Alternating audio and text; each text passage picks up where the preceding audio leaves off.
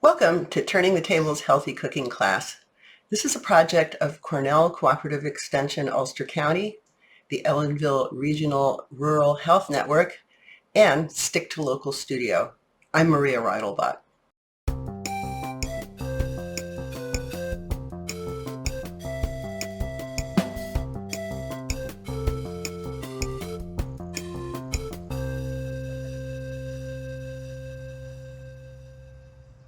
Hi, I'm John Wightman. I'm the owner of the Wightman Fruit Farm here in Kerhonkson, New York, at the end of Baker Road on Cherrytown Mountain. This is my farm. It's been a long passion of mine, collecting apple varieties and growing apples and growing berries and grapes and all other kinds of crops. Well, let's John Gold, delve into Cornell breed. beautiful. This is Gold Rush, University of Minnesota. Will these turn yellow? Yeah, yes they will.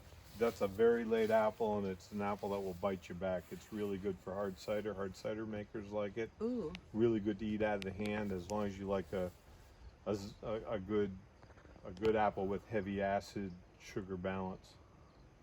This is the #1 apple in the UK for dessert. This is a Cox Orange Pippin. Orange Pippin, my favorite. May I? Sure, go ahead. Oh boy. So I really love this apple because it's got all different colors. It's got speckles. It's got a beautiful starburst thing happening here, and it's green on the bottom. And then when you bite into it, it's crunchy and tart and sweet all at once, and it has a wonderful aroma. And it's a great apple. Oh, and look how dark these are. These are amazing. This is Empire. This is a New Yorker. Oh, named after New York. And look Yep. how dense they are on the branches. The apple is crossed by Cornell of Red Delicious and Macintosh. So you've got like these super green apples here, and then you have these beautiful pink apples. Fuji's. Fuji's. This is a Gold Rush that got too heavy and the top snapped out of it. Okay, so if I look at this is Ludicrous. Okay. That's the name of it, Ludicrous? This apple here is Ludicrous, and I ate a Ludicrous today, and the closest thing I could tell you it tasted like is a mango. What? It's tropical, it's yellow fleshed, it's just like no apple I've ever eaten before. It's the first time I ate one off the tree. I called up the guy from Maya, which is the Midwest Apple Improvement Association, which I got permission to graft this by paying them money and joining a contract with them. So I'm in an association that I'm allowed to grow Ludicrous. I'm really excited. I've never eaten an apple that had hints of pineapple and mango. And I first bit into it, I was eating grapes, and I went, oh my gosh, that is so sweet. I don't know if I like it. A half hour later, I had the core in my hand. And when I eat a whole apple this time of year, I'm kind of spoiled. A lot of times I'll take 5-6 good bites out of an apple, and then I'll take a couple more. And this one here, I was like a beaver chewing on the core. I was like, wow, this is good. So John, for all of these different kinds of apples, you just plant the right kind of seed, and then you get a Orange Pippin, you get a Granny Smith. Yeah, is that? No, this is all cloning. It's scientific. It's asexual propagation, technically. Well, what does that mean? So that means that during sexual propagation, you have segregation, then recombination of genes.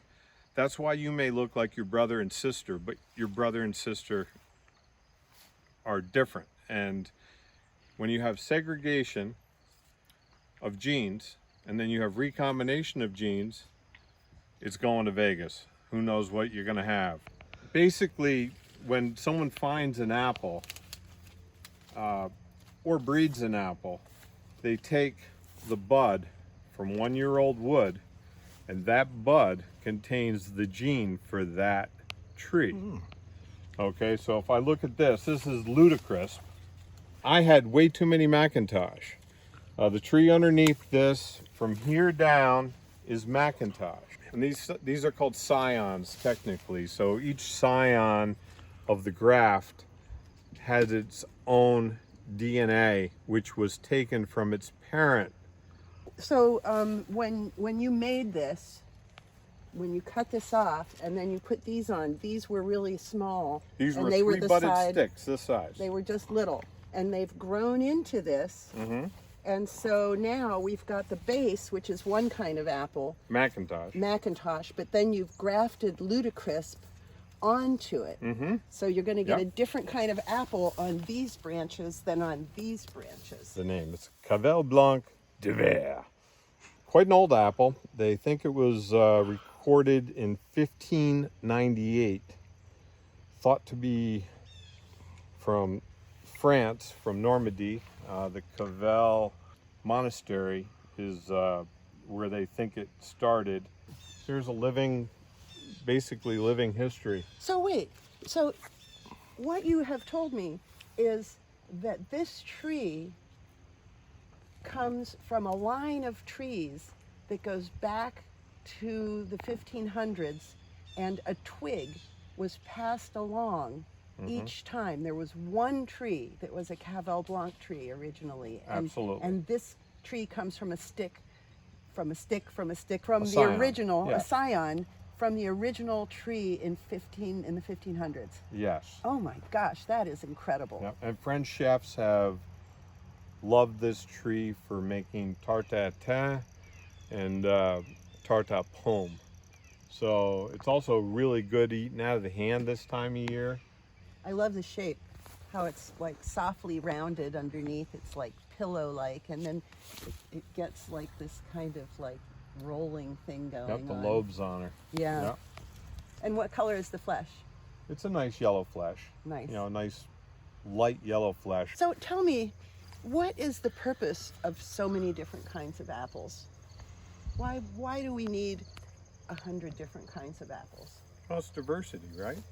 I mean, there's a lot of good things that come from diversity, and you know, some apples are good out of the hand, some apples are good, you know, for cooking reasons. Some apples are sour, some apples are small, some apples are big, but they're all apples, just like people.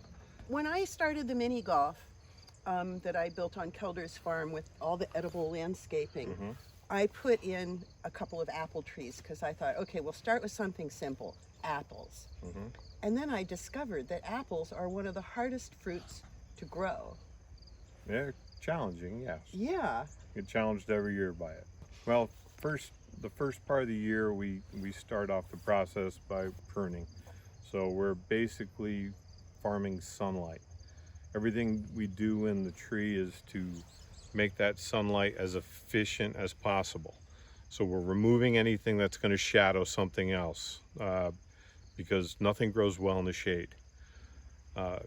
We prune, it allows air to get into the tree, it allows sunlight to get into the tree. So we're actually getting our crop set and thinning how many potential apples are on a tree by making a cut. There's something else we're doing. We're increasing the vigor in the tree, because the tree in a northeastern area has a shoot to root ratio of basically 1-to-1. So everything below the ground would be the root, everything above the ground we call the shoot. Very so simplified. they're about equal. If you took them and put them on a scale, it should weigh equally. So Wow. when you cut the top off, you increase the amount of root per shoot. And so now the tree has gotten a larger amount of root, and it invigorates what you leave.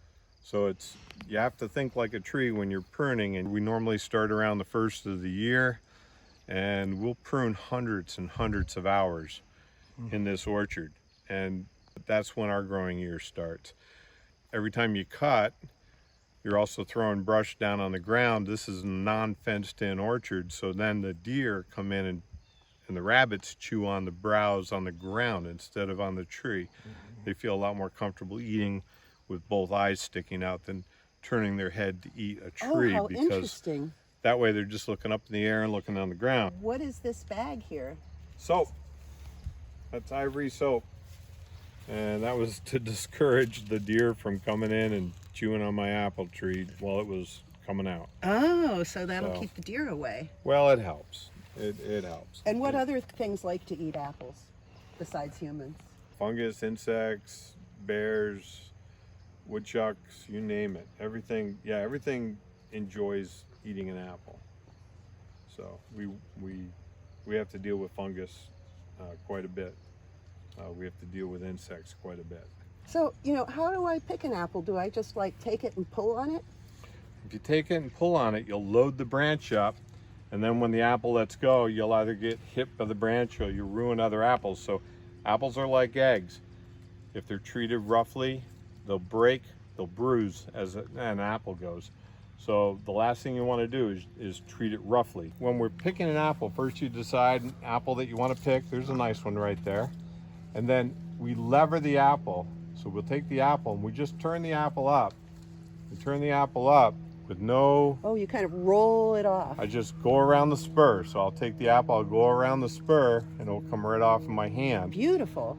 So I've picked the apple successfully. I've handled it gently. From there, I'd put it in whatever vessel I was gonna store it in, or I'd give it a little shirt shine and eat it. Does one bad apple spoil the whole bunch? Well, only if you let it, right? Apples do let off ethylene gas if they're bad.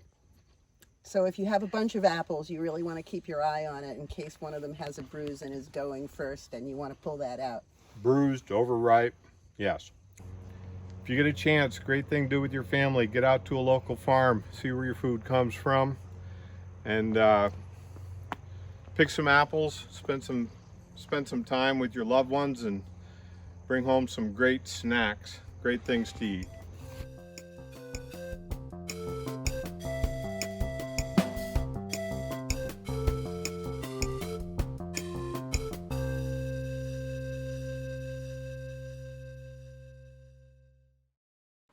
This class is about how to make fruit crisp from whatever fruit you've got on hand, whatever nuts you've got on hand, and whatever grains you've got on hand. But first, let's talk about what fruit crisp really is. Fruit crisp has several layers. It's got at the bottom a fragrant, tart, juicy fruit layer, and on top a crispy caramelized grain and nut layer. In between, it's got a sweet pudding-like transition layer that might be one of my favorite layers. And then you can add on top a dollop of something creamy. Could be ice cream, could be a little poured cream, some whipped cream, or some kind of dairy substitute cream.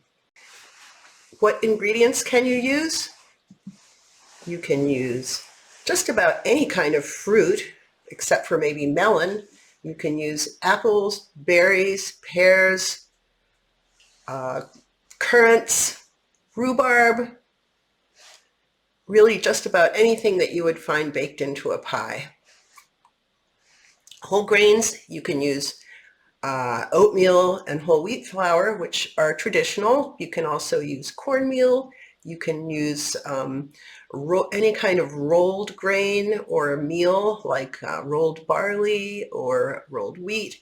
You can use things like chickpea flour, almond flour. Really, you can vary things quite wildly and it'll still taste good. Sweetening, you can use honey, you can use maple syrup, you can use sugar, you can use sucanat, any of a variety of sweeteners. And you'll want to have a little bit of butter or other fat. That means that you can use butter, which is traditional. You could use margarine, you could use coconut oil, but you do want to use something that is solid at room temperature because that will help your crisp be crispy. And then as a tasty addition, you'll want to add your choice of spice. Cinnamon is traditional, but nutmeg's good, ginger's good, coriander's nice. Again, any of the sweet spices that you're used to getting in other desserts can work in a fruit crisp.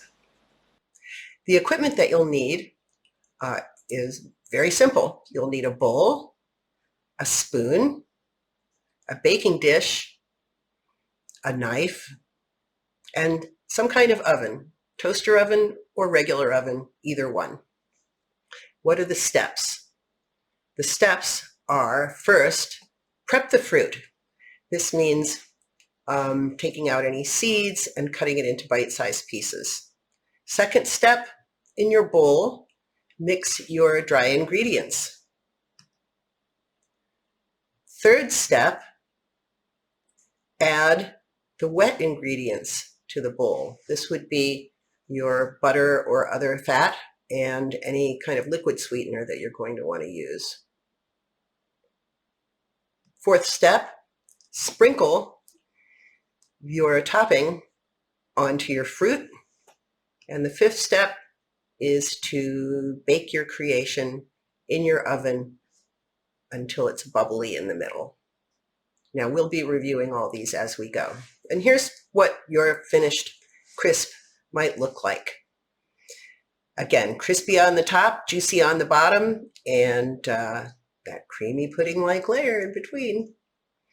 So here we are in the kitchen, and these are the apples that I got from John Wightman's Fruit Farm in Cherrytown Road in Kerhonkson. They had so many different kinds of apples, and I just kind of wanted to show the varieties, the different colors, the sizes. We've got little teeny apples. There's like an oval apple that is called a Turkish apple, nice big giant yellow delicious apple, alongside the tiny number 88 apple that John developed himself.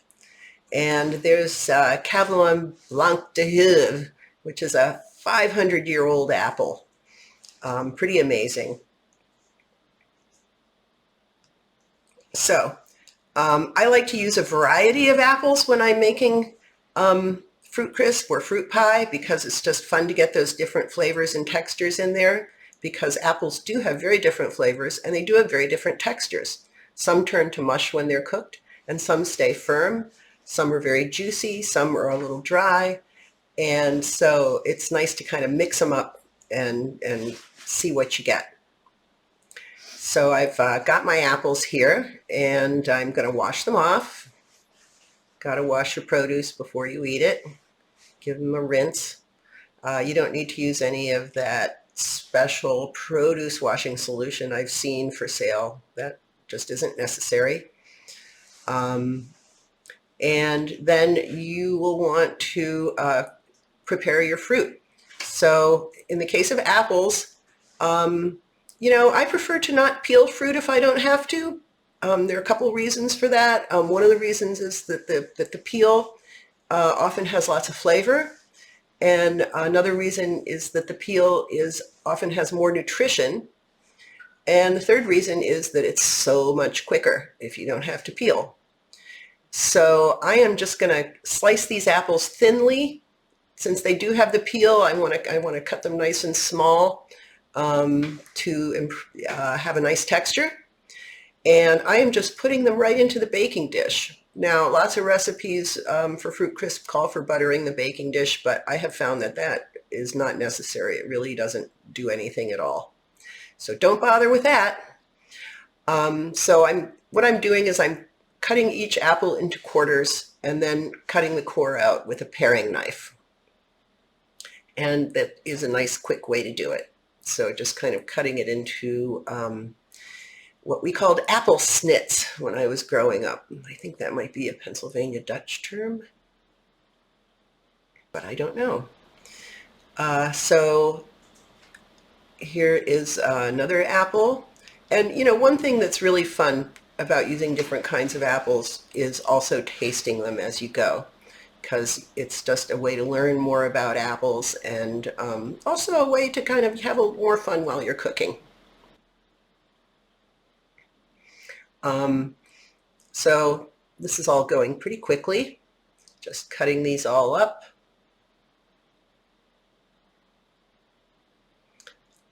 And then taking a taste. One of the things that you'll find is that after you cut apples up, most of them will start to turn brown. This doesn't affect the flavor, but it does affect the appearance. So, you'll either want to just keep moving along and not let them sit around for too long, or if that's an issue and you do need to let them sit around, you might want to give them a squeeze of lemon juice, which will inhibit that browning reaction. So here is a fruit corer. I thought I'd just kind of demo. It's not a tool that's needed, but if you want to make baked apples, it's very handy. You just kind of shove it through and aim it at the other end. And you can see that it leaves a couple of seeds always, which don't seem to matter if you're baking them. I've never noticed them being a problem. So taking another taste because apples are yummy, and that's the cook's prerogative. And you can see there's even different colors of the insides of apples. If you start using different kinds of apples, you're going to really have fun checking out the differences in the flavor, in the look, in the texture of the skin, the texture and juiciness of the flesh. There's just so much variety. So here we go. And I'm just putting these into a Pyrex leftover container that I'm going to use as a baking dish. This way it fits in my toaster oven, and also if we don't eat all of the fruit crisp in one go, if there's a lid that fits, and I can just put the lid on to store it. I've got a little bowl there for my compost. All these apple cores and things are going to go into the compost pile. Now I'm just kind of leveling them out. And what I'm going to do is I'm going to set my toaster oven here for 400 degrees, and I'm going to pop that baking dish in there and give those apples a little bit of a head start warming up while I make the topping for the fruit crisp. So what I had on hand was peanuts, and peanuts and apples are this amazing taste combination. I only found out relatively recently that it's one of those magic combos that, an apple snit with a little bit of peanut butter on it is just an amazingly awesome, delicious flavor. So I thought I would try using peanuts in the apple crisp. And peanuts have a lot of protein, and they're a nice economical alternative to tree nuts like walnuts or pecans or hazelnuts or almonds, which are also really good. So we only need 1/4 cup of nuts.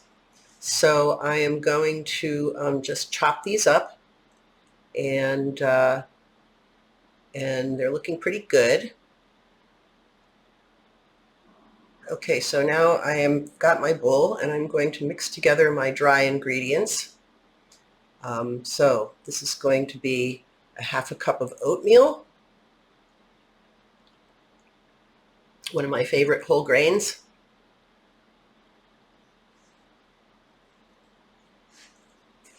There it goes. And 1/2 cup of whole wheat flour. King Arthur's a nice company, and it's employee owned, so think about that when you're buying flour next time.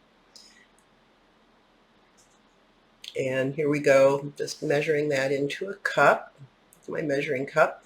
Now, these amounts are not very strict, so you can have a little bit more or less, and it's not going to make a huge difference. It's the wonderful thing about fruit crisp. So I've got my oats and my flour in there. Now I'm putting in a dash of salt. Even sweet things need a little dash of salt to bring the flavor out. And I'm adding a quarter of a cup of sugar and a quarter of a cup of honey. So I'm mixing my sweeteners. So there's my quarter of a cup of sugar going in with the dry ingredients. Giving that a stir. Stirring that up with my wooden spoon. Making sure those grains are all mixed up. I'm adding my chopped nuts. Turned out to be a little more than a quarter of a cup, but you know, I don't think anybody ever complained about too many nuts. I certainly don't. And again, it shows how flexible this recipe is. Now I'm going to add the wet ingredients. It's going to be a quarter of a cup of honey. If your honey has gotten solid, it doesn't mean that it's gone bad. You just need to take the jar and warm it up, either by putting it in a pot of warm water or putting it in the microwave for just maybe 5 seconds, and that will liquefy it again.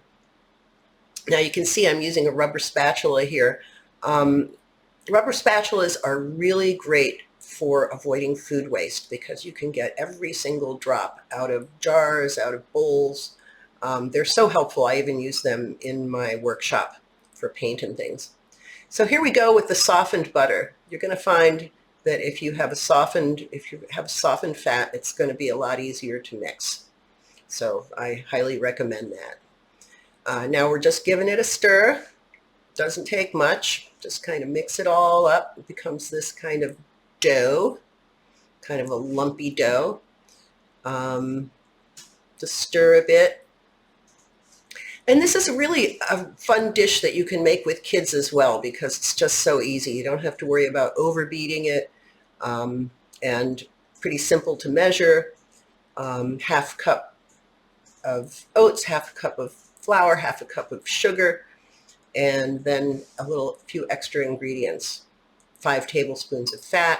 There's my shake of spice, which could have gone in with the dry ingredients, but I forgot. No biggie. Putting it in now. Making sure it's well blended though, so that it doesn't end up all in one bite. And that is really about it. Now our crisp mixture is all done. I am going to retrieve the fruit from the toaster oven. Here it comes. And I'm just going to take this topping, and so I'm kind of evening these out a little bit, trying to mix those apples up a little more so that the varieties are mixed up. And you know, they've just barely started to cook. And the easiest way to put this topping on evenly is to just do it with your clean hands. I think that hands are a really overlooked cooking tool. Your hands are so much more agile than a spoon or sometimes a fork.